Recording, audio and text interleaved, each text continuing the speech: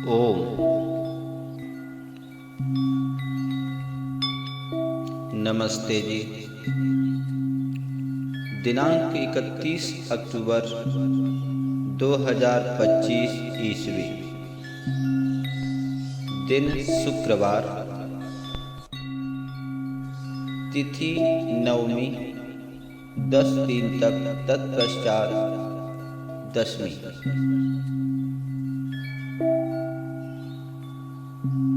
नक्षत्र धनिष्ठा 18-51 तक, तत्पश्चात शतभिषा। पक्ष शुक्ल, मास कार्तिक, ऋतु हेमंत। सूर्य दक्षिणायन। सूर्योदय प्रातः 6:32 पर दिल्ली में। सूर्यास्त सायं 17:37 पर। चंद्रोदय 14:16 पर। चंद्रास्त 25:46 पर। सृष्टि संवत 1,96,08,53,126। कलयुगाब्द 5,126। विक्रम संवत 2082। शक संवत 1947। दैनदाब्द 201।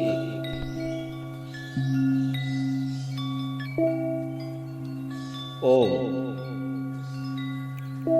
मोक्ष प्राप्ति का पूरा ज्ञान, सत्यार्थ प्रकाश।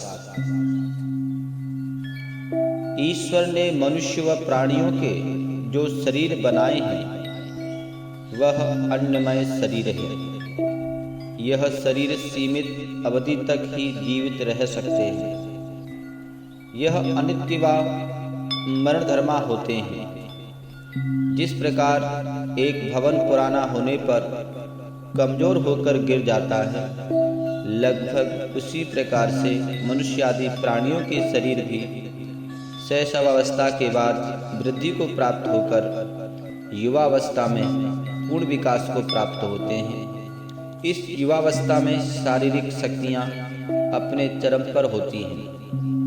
कुछ काल तक यह अवस्था बनी रहती है और फिर वृद्धावस्था आरंभ हो जाती है। वृद्धावस्था को प्राप्त होने पर मनुष्य का शरीर जीर्ण होने लगता है और लगभग 100 वर्ष से पूर्व ही अधिकांश मनुष्यों का शरीर मृत्यु को प्राप्त हो जाता है। सृष्टि का एक प्रमुख नियम यह है कि जिसकी उत्पत्ति होती है उसका नाश भी अवश्य होता है।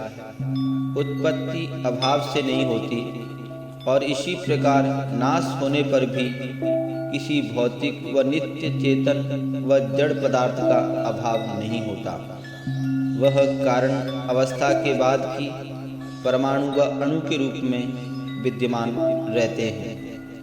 जीवात्मा शरीर में रहे या मृत्यु होने पर शरीर से निकल जाए, यह अपनी मूल अवस्था जो विकार रहित होती है में ही रहता है। सृष्टि की आदि में ईश्वर मूल प्रकृति में विकार उत्पन्न कर सभी जीवात्माओं के लिए सूक्ष्म शरीर का निर्माण करते हैं।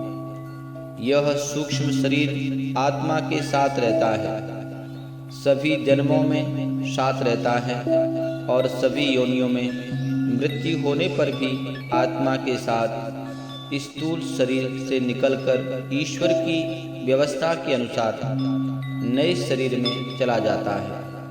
इससे ज्ञात होता है कि जन्म व मरण अर्थात जीवन व मृत्यु का कारण हमारे शुभ व अशुभ कर्म होते हैं, जिन्हें पुण्य व पाप कर्म भी कहा जाता है।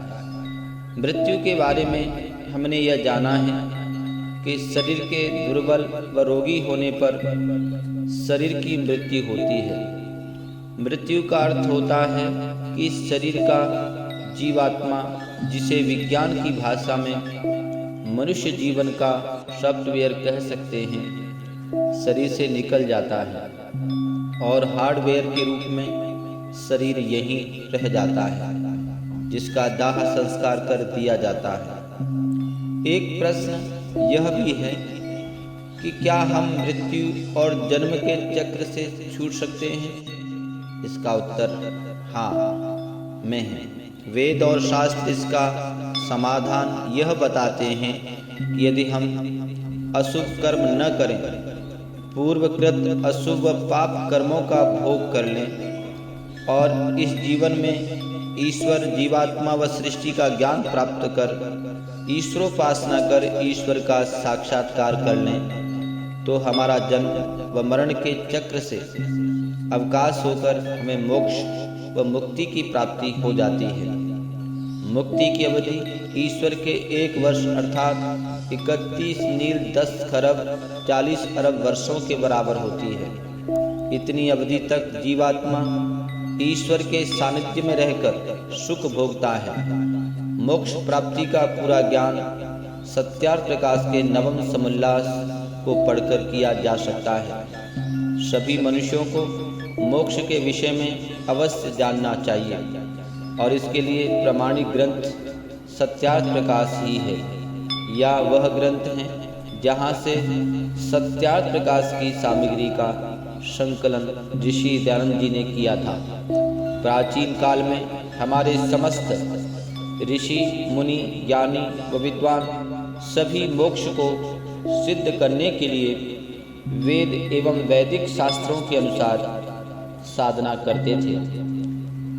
अब भी कोई करेगा तो वह इस जन्म व कुछ जन्मों में मोक्ष को अवश्य प्राप्त कर सकता है, क्योंकि वेद के ऋषियों ने जो सिद्धांत दिए हैं वह उनके गहन तप, स्वाध्याय, साधना एवं ईश्वर साक्षात्कार के अनुभव के आधार पर हैं। ऋषि दयानंद में यह सभी गुण विद्यमान थे, अतः उनके सभी सिद्धांत भी प्रमाणिक हैं। वेद व सत्यार्थ प्रकाश आदि का अध्ययन करने के बाद यह तथ्य सामने आता है कि हम इस जन्म से पूर्व पिछले जन्म में कहीं मृत्यु को प्राप्त हुए थे। उस जन्म व उससे पूर्व कर्मों के भोग के लिए हमारा यह जन्म हुआ था। इस जन्म में भी वृद्धावस्था आदि में हमारी मृत्यु अवश्य होगी, जिसे हम वेद आदि ग्रंथों के अध्ययन से जानकर मृत्यु के भय से मुक्त हो सकते हैं। वेद, स्वाध्याय, यज्ञ, दान, सेवा, साधना व उपासना से हम जीवन मुक्त अवस्था को प्राप्त कर व मोक्ष को प्राप्त होकर अभय व निर्द्वंद हो सकते हैं। आइए ईश्वरीय निभ्रांत ज्ञान वेद व सत्यार्थ प्रकाश आदि ऋषिकृत ग्रंथों के स्वाध्याय का व्रत लें, उनमें निहित ज्ञान को प्राप्त कर साधना करें और मोक्ष प्राप्ति के साधनों को अपनाएं। मृत्यु के भय से मुक्त होकर हम अन्यों में भी जीवन व मृत्यु के रहस्य का प्रचार कर उन्हें भी अभय प्रदान करें।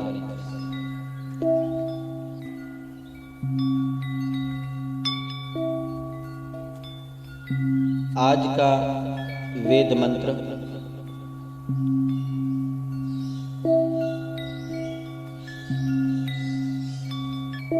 ओम द्विचक्षसो अनिमिषन्तो अहर्णा बृहद्देवासो अमृतत्वमानशुः ज्योतिरथा अहिमाया अनागसो दिवो वर्षमाणं वसते स्वस्तये। ऋग्वेद मंडल 10 सूक्त 63 मंत्र संख्या 14। अर्थ: मनुष्य मात्र के योग क्षेम पर दृष्टि रखने वाले, सदा सावधान रहने वाले, आदर के पात्र बहुत बड़े विद्वान जन अमृत को प्राप्त करते हैं। ज्ञान मार्ग के पथिक, बुद्धि के धनी, निष्पाप, प्रकाश वाले, उच्च स्थान प्राप्त करने वाले हमारे लिए कल्याणकारी हों।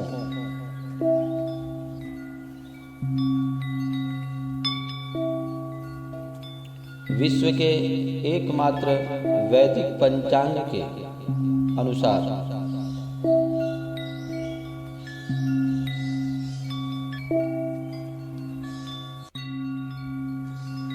आज का संकल्प पाठ।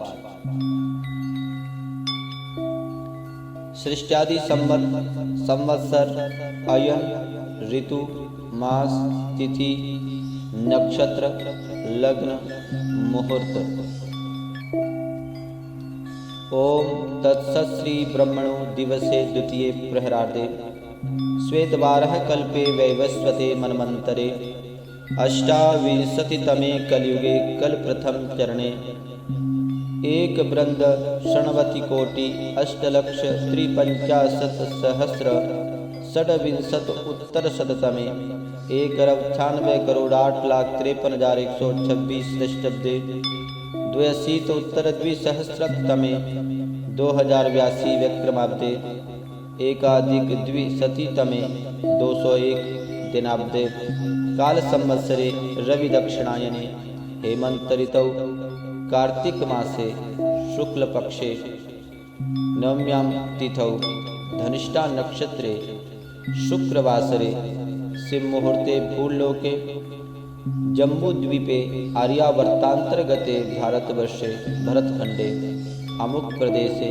अमुक जनपदे अमुक नगरे अमुक गोत्रोत्पन्न अमुक श्रीमान पितामह पिता अमुक पुत्रोऽहं स्वयं का नाम अद्य प्रातःकालीन बेलायां सुख शांति समृद्धि हितार्थ आत्मकल्याणार्थ रोग शोक निवारणार्थ च यज्ञ कर्म करणाय भवन्तं वृणे।